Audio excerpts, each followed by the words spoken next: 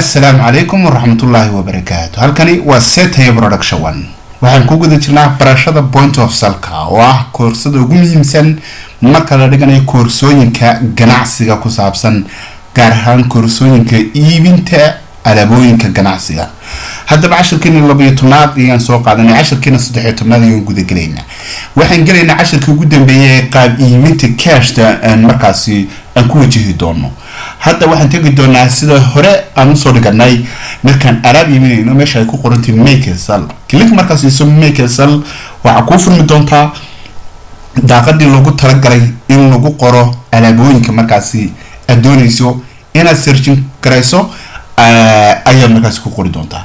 halkaas searchka waxa furmayna mar haddana alaabtii aan heynayna korka kayn halkaas ayaan tagi doonaa. dabeetana falaadaas markaan ku dhufano shayada yaala ayaa soo bixi doona. click markaas siino halkaas joogno waxaan eegi doonaa halkaas marka joogno waxaan iibin doonaa masaasadaasi quraarada 210 mili ah ayaan iibin doonaa 2 kartoon ama 3 kartoon ayaan iibinayna. 3 kartoon waa 144 waana ka yaran karnaa waxaan karnaa 2 kartoon. 2 kartoon waa $96. $96 marka qofkii cash ka iibinayno internal safe grain halka ku qorantay I want to ayaan tagi doonaa. dabeetana waxaan dooran doonaa halka ku qorantay add/edit promo code-ka halka ka hooseysa ee ku qorantay iyadana add/edit receipt note. marka labada marnaba ha isku khaldin. ka sare promo code ayaa la socota kana waxa weeye receipt notice. qaybta add/edit receipt note-ka ayaa click si doonta.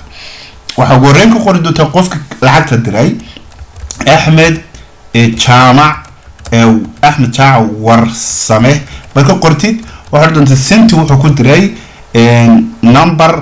numberkii ayaad qoraysaa. number ku diray waxa number caadi haduu yahay numberku waxa weeyaan numberka la yahay 4342055 ayuu ku diray. waxaana uu diray senti senti numberka wuxuu ku diray markaasi numberkii markaas aad qortid waad raacinaysaa equal badan lacagtu ku diray waxa weeye $96. $96 markaan click siiyo ee halka joogo wali igama dhawa halka ku qorantay cash ayaan click siin doonaa. cash click markaan siiyo save ayaan siin doonaa. save markaa aan siiyana save only ayaan leeyahay. hadda maanta wixii aan iibiyay ayaan eegi doonaa markaasi soo nu ogaado iibkayga maanta inta ku soo xirmay. maanta iibka sameeyay halka transaction buu ahaa daily transaction ka mid ah. deetana halka end of day baan click siin doonaa. deetana today baa ii dooran waa sii gujin doonaa. marka soo sii gujiyo daaqadaas ayaa soo bixi doonta. marka daaqadaas markii soo baxdo waxaan leeyahay okay. daaqadaas markii soo baxdo okay baan leeyahay. daaqadaas marka okay saa u dhaahdo saa taa igu soo baxdo waxaan eegi doonaa markaasi iibka maanta. iibka maanta waa $96. si halka ku arag $96 waa iibka maanta dhacay. marka saas ayaad ku ogaanaysaa iibka maanta dhacay. waxa kale oo ogaan kartaa lacagooyinka lacag qabashada la sameeyay waa marka deyn cid ku leedahay ee markaasi aan samayn doono. laakiin maanta waxaan ogaanay inaan iib halka make ka soo sameynay. make marka ka soo sameynayna aan soo dhamaynay dabeetana aan eegnay end of day. end of day intaan tagin sales history-ga eegnaa iibka maanta halkaas ayuu ka soo baxaya. waxaan last 30 days ka ayaa kor uga soconaysa. waxaan today iibka dhacay waa juunkaas kaliya $96 ee cash lagu iibiyay. haddii aad tiraahdid home haddana oo tiraahdid end of day gan tagaya okay baad oranaysaa.